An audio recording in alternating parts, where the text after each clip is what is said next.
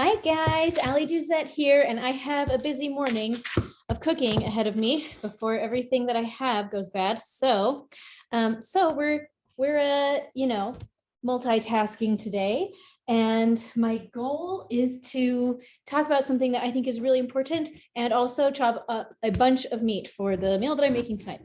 I'll just tell you, I'm making chili. I'm making Bobby Flay's red chili, whatever.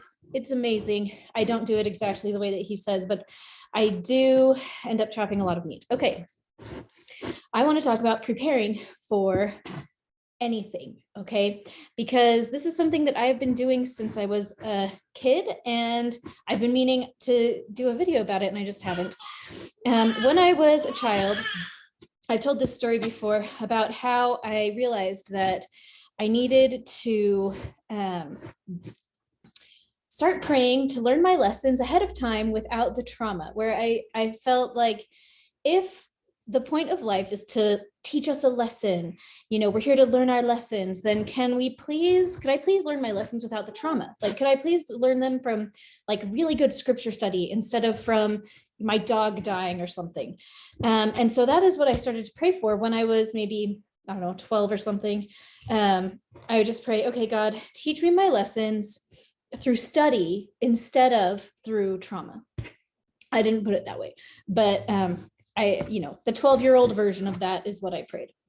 And I really feel like God has mostly come through for me on that. And I feel like I've had a pretty good life, and I feel like that's a great thing to pray. And so that's the first thing that I'm going to tell you is to start praying for that. Okay. Pray to learn what you need to learn without the trauma. But the thing that I have been praying for all the time now. So I don't know what's happening next. I've been keeping an eye on the Pluto return and everything. And who knows what it will entail. I don't know what it will entail, but I will tell you that no matter what it entails, we will all be glad that we prepared for anything that happens. And the number one way that I feel like we need to be preparing for those things is through prayer. And if you are not a praying person, then call it intention setting or whatever. But the thing is that we think and set our intentions now. We start asking for divine guidance and blessings now on the situations that have not yet occurred. Okay, so what am I talking about? What I'm talking about is I started praying for my children's protection against child abuse, like, the dark stuff that maybe, I work with a lot of people that were abused as kids by neighbors and stuff. So I started praying for my kids to be protected from that basically before my kids were born. Okay, this is the time to be praying now for your grandchildren to be protected. Okay, this is the time to be praying for blessings on your next house and to make sure that your next furnace doesn't go out, and that we think ahead, we think a step ahead, we start praying now for our future car, and for when our kids go to college, and when they have children of their own, we start praying when they are children for their future spouses. Okay, we start praying now for the stuff that hasn't happened yet and won't happen for a long time, because now is the time that we're going to set those wheels in motion. And to me, that's where the real power is. We have to start by thinking about what we need to pray for the future. And I feel like my own prayers from my past self have been answered. And I also feel like because I do this, I'm blessing my future self every day. And there are just so many times in my life where I think like, okay, like my prayers from the past are being answered now. And I prayed them a long time ago, and now here they are, and they're happening.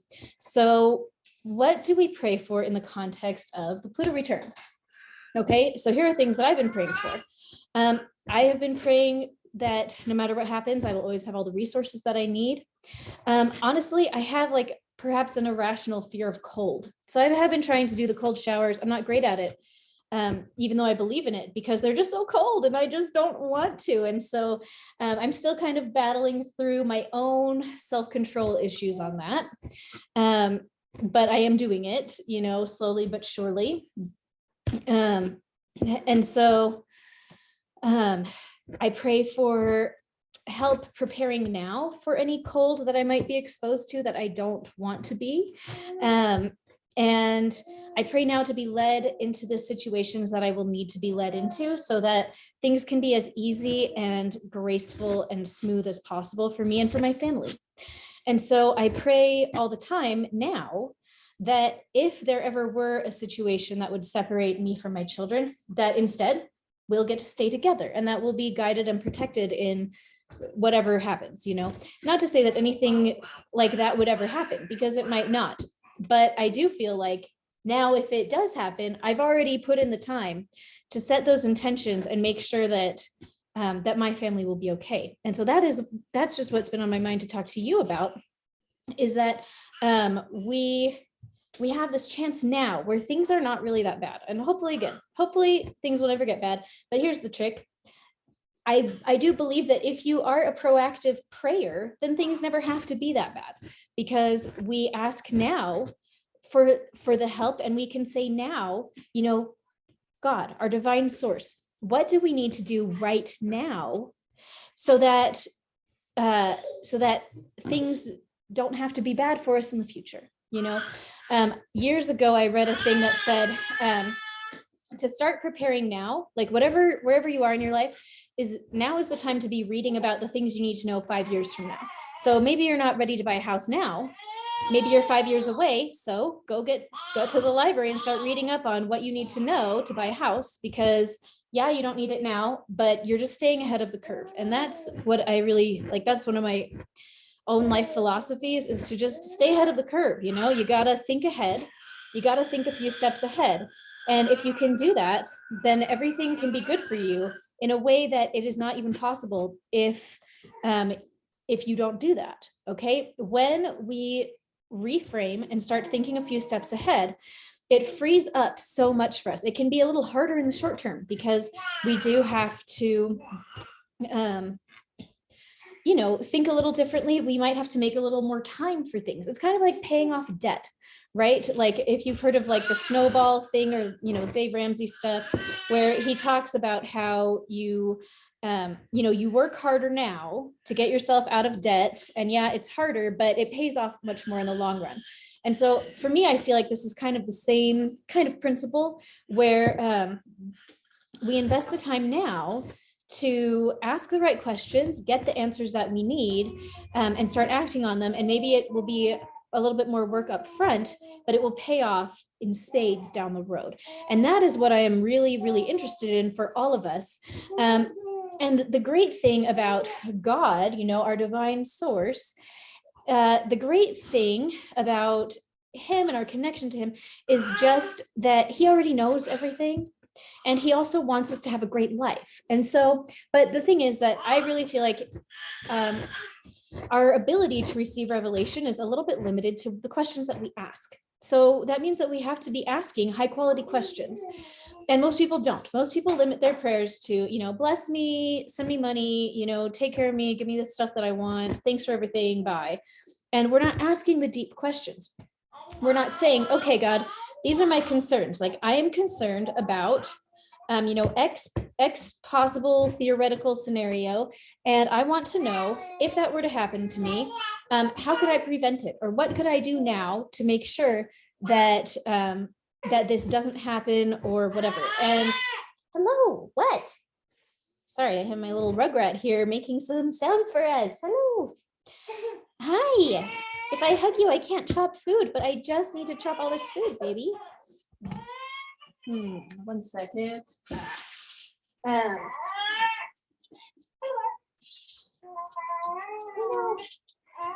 So we have to choose to start asking better questions, right? We need to be really intentional about these things. And the great thing is that because our divine source knows everything that will ever happen to us, we can trust in the answers that we get that way. And we can really ask questions and get accurate and helpful answers no matter what happens. Like maybe the thing that you need to prepare for is winning $1 million at the lottery and having a great life. We all know that the trope of people winning the lottery and then losing all their money, right? Because they didn't have the energetic space to have $1 million. They just weren't emotionally in that space where they could maintain that. So maybe the thing that you need to prepare for is super great blessings that you're just not equipped to handle right now. And so God knows that. And so if you ask, God, what should I be preparing for? What can I do to prepare for the future? That's a good question to ask. For me, I'll just tell you this story real quick. I was at my parents' house. They have a big farm, and a tree fell. They've had a bunch of trees fall lately, and none of them have hurt anything. They've not damaged anything. And when I was a child, a tree fell on our house, and it missed our house by like that much. Like the branches were in the window, but it didn't break the window. And it would have squashed my sister, and instead it didn't. And we all felt like an angel had come and stopped the tree from falling and had just guided it to fall. It smashed the deck, but it kept the house okay. And as I was walking this past summer and seeing these fallen trees, I'm thinking, oh my gosh, these could have easily fallen on a car. They could have easily fallen on my children, and they didn't. They just happened to fall in exactly the right places where everything was fine. And I had this distinct thought about my ancestors and this idea that maybe one of my ancestors had done something that had blessed my family down the line, so that whenever trees fall in our stewardship, we are okay, and I don't know if that's true. I believe it's true, actually. Hey, why are you crazy? We'll go in here and then I'll finish my chopping. But the thing about it has been that ever since then, now I've had to say, okay, God, what can I do so that my own children also have blessings? Like what can I do to earn certain blessings for my generational line, to protect myself and to protect them? Here's another story that I read on somebody's Facebook page or something, and they may have shared it in my Facebook group, but this was a while ago. And it was about this guy who he gave everything that he had to the church and went on a mission and had nothing. But the promise was, because he made that sacrifice, his family would always have enough to eat. They would never go without. They would always have something, and down to his generational lines. And so the story was that somebody had posted about this on Facebook. Then another person had read it, and then that person had told the missionaries who came to her house for dinner. And she told the missionaries this, and one of these sister missionaries said, that's actually my great-great-grandpa. And that story is true. And when I was a child, my own family had no money, and we were about to go without food. And we prayed and remembered this generational blessing. And in the morning, there were a bunch of anonymously donated groceries on our porch, and we have never had to go hungry. Okay, that is what I love. And that's what I want for all of us. I want all of us to be focused on, how do we obtain that? Okay, how do we obtain that kind of blessing? So let's pull it up. Oh my gosh, sorry guys, I'm looking things up on the internet. Okay, now I'm gonna share my screen with you. Which screen? Let's see if it's this one. Okay.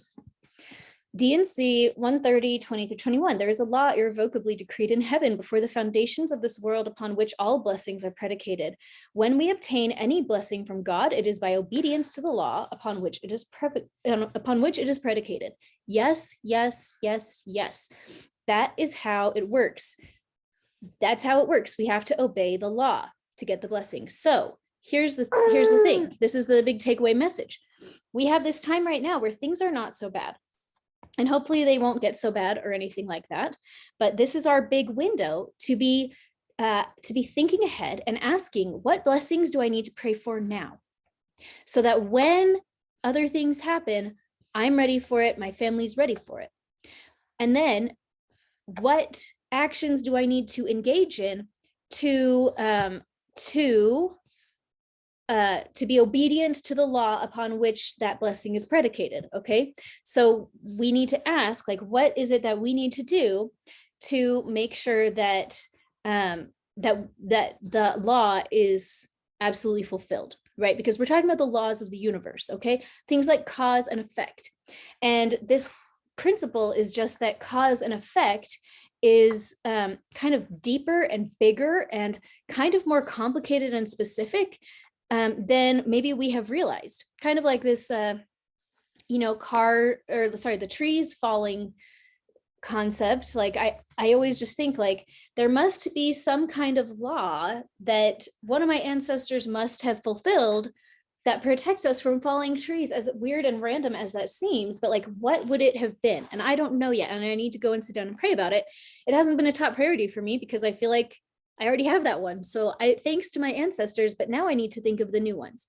Now my job is to ask our divine source, what blessings do I need to start living up to now so that the future is going to be full of prosperity and comfort and peace to the extent that it can be.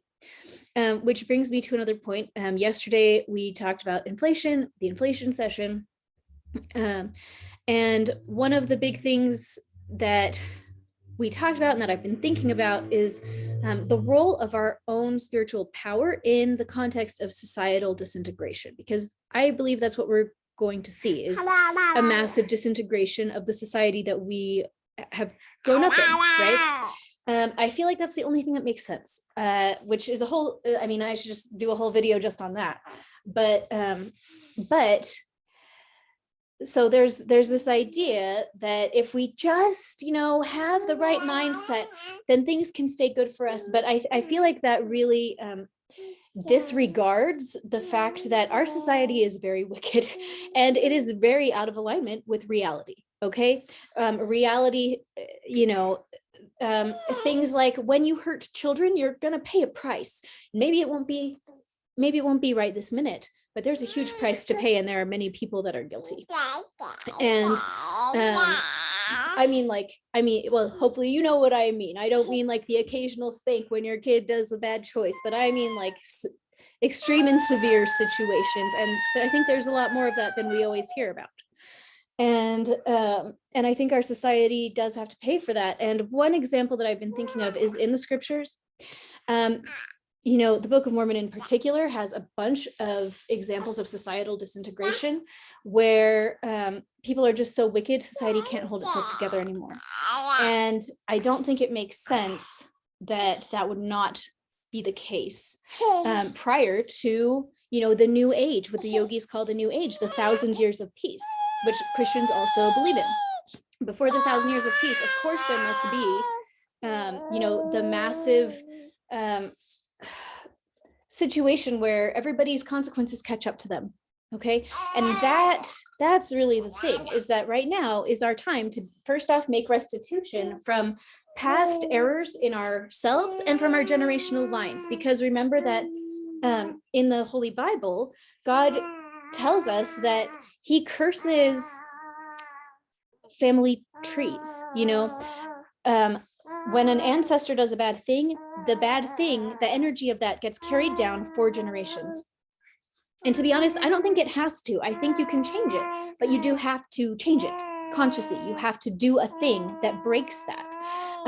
And in the inflation session that I recorded, which is on allyduzetclasses.com, as a bonus, at least right now it's set to be a bonus, so you can't buy it. All you can do is show up and get it for free after you take a bunch of the free classes. It should show up in your account. But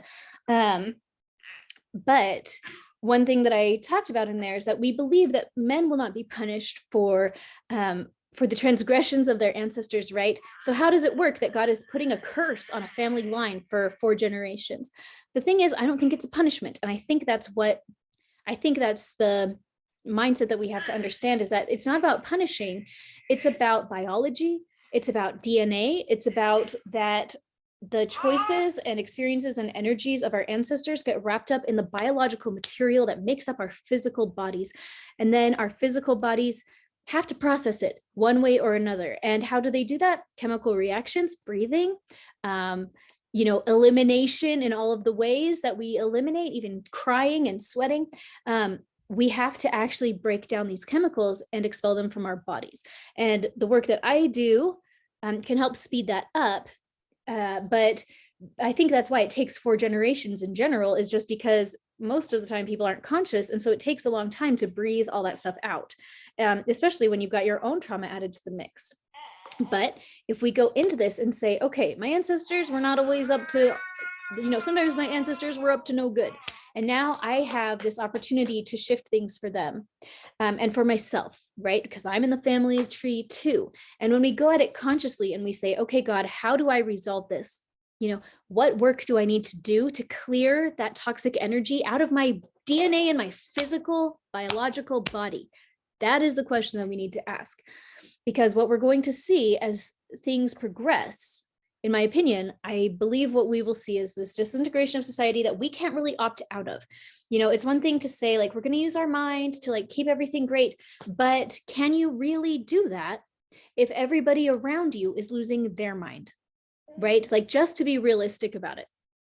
Like if your mindset is to keep everything great for you, but the people, the supporting figures in your life are not also doing that. So who are the supporting figures? I don't know, the guy that runs the gas station, like the truck driver that delivers the gas, the guys that are making oil policy, all of this stuff. Like, we can't always control that. If all of them have, whatever they're going through, it's going to trickle down and affect all of society, even us, even though we've got our own minds screwed on straight and we're working so hard to be in alignment, we will still experience the ramifications of this.